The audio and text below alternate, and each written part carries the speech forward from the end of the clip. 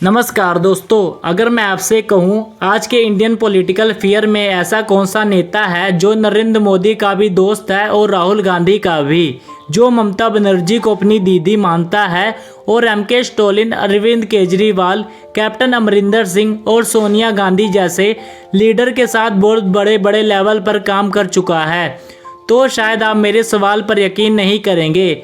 लेकिन हमारे देश के राजनीतिक गलियारों में एक ऐसा नेता है जो वक्त वक्त पर इन सभी पॉलिटिकल लीडर का एडवाइज़र बनकर इनकी इलेक्शन जीतने में मदद करता है। मैं बात कर रहा हूं प्रशांत किशोर की, जो अब तक इलेक्शन स्ट्रेटजिस्ट के रूप में कई इंडियन इलेक्शन में हिस्सा ले चुके हैं। एक इलेक्शन स्ट्रेटजिस्ट का काम होता है डाटा का इस्तेमाल करके ये प्लान करना कि इस बार उनके नेता को किस रूप में लोगों के सामने लाया जाए, किस तरह लोगों के सामने मुद्दे उठाए जाएं और किन मुद्दों पर वोट मांगी जाए। जो व्यक्ति सब प्लानिंग को अच्छे ढंग से कर पाता है उसी को इलेक्शन स्ट्रेटजिस्ट कहते हैं।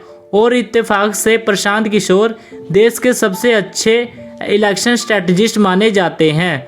2014 में नरेंद्र मोदी जी को लोकसभा चुनाव जीतने में मदद करी थी और आज के इस वीडियो में हम यही जानेंगे आखिर प्रशांत किशोर एक इलेक्शन स्ट्रेटजिस्ट कैसे बने और फिर कैसे नरेंद्र मोदी जी उन्हें अपने साथ काम करने के लिए अमेरिका से बुलाया गया। कैसे उन्होंने 2014 के इलेक्शन में मोदी जी के नाम को घर घर पहुंचाया और कैसे एक वक्त पर उनको मोदी जी से अपना वास्ता अलग करना पड़ा और कैसे प्रशांत किशोर आज के बिहार के एक राउंड में जाकर बिहार की फ्यूचर पॉलिटिकल डेंसिटी को बदलकर उसको नया बनाने के लिए मेहनत कर रहे हैं। Let's begin the story of the mastermind of Indian political. Prashant Kishor की ये कहानी शुरू होती है बिहार के बक्सर जिले से, जहां बड़े होते प्रशांत किशोर पढ़ाई में कम और दूसरी चीज़ों में ज़्यादा ध्यान दे रहे थे। प्रशांत के पिता डॉक्टर थे और वो शुरू से ही प्रशांत की पढ़ाई पर खासा जोर देते थे। तेज दिमाग के कारण कम पढ़ाई में भी अच्छे मार्क्स ले आते थे। 12वीं के एग्ज़ाम में इनका मैथ का रिज़ल्ट इतना अच्छा आया कि सब लोग देखते ही रह गए। 150 में से 148 मार्क्स लाकर इनके पिता ने इनको इराडेशनल रूट ऑफ एजुकेशन फॉलो करने के लिए बोला। JEE दे के इंजीनियरिंग करो या UPSC का एग्ज़ाम निकालो। इन्होंने अपनी पोस्ट ग्रेजुएशन हैदराबाद से की। इसके बाद प्रशांत का प्रोफेशनल जीवन स्टार्ट होने लग जाता है, जो इस कहानी को और इंटरेस्टिंग बनाएगा। पोस्ट ग्रेजुएशन के बाद प्रशांत यूनाइटेड नेशन इंडिया में जॉब करते हैं।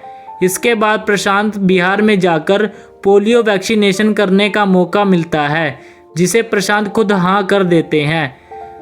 बिहार आकर उन्होंने पब्लिक हेल्थ प्रोग्राम के लिए काम किया, जहां इनकी मुलाकात इनकी फ्यूचर वाइफ जानवी दास से हुई, जो कि एक डॉक्टर थी। स्ट्रैटेजी और मैनेजमेंट में प्रशांत बहुत अच्छे थे। अच्छा काम की वजह से इनका प्रमोशन लगातार 2 बारी हुआ। पहला यूनाइटेड नेशन में हेड ऑफिस दिल्ली और दूसरा यूनाइटेड नेशन हेडक्वार्टर में। UN हेडक्वार्टर में काम करने के लिए प्रशांत अपनी फैमिली के साथ न्यूयॉर्क में रहने लगे। इसके बाद प्रशांत UN में एक डिप्लोमेट भी बन गए। न्यूयॉर्क में रहते हुए प्रशांत को फील हुआ उनकी जॉब ऑफिस वाली बहुत एक्साइटमेंट नहीं दे रही उन्हें, इसलिए उन्होंने अपने सीनियर को फील्ड जॉब करने के लिए बोला। इसके बाद इन्होंने अपने भारत देश के गुजरात स्टेट के अहमदाबाद के मेल न्यूट्रिशन रिसर्च पेपर से जुड़ा एक आर्टिकल लिखा। इसमें लिखा था कि किस तरह एक डेवलप स्टेट में भी भुखमरी कैसे बढ़ रही है। जब प्रशांत का ये आर्टिकल पब्लिश हुआ तो गुजरात के कुछ लोगों ने इसे पढ़ा और तो और उस समय गुजरात के चीफ मिनिस्टर मोदी जी ने भी यह पढ़ा। आर्टिकल उन्हें बहुत पसंद आया।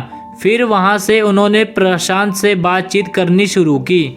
मोदी जी कहते हैं कि आप सच में बदलाव लाना चाहते हैं तो शिकायत ना करें।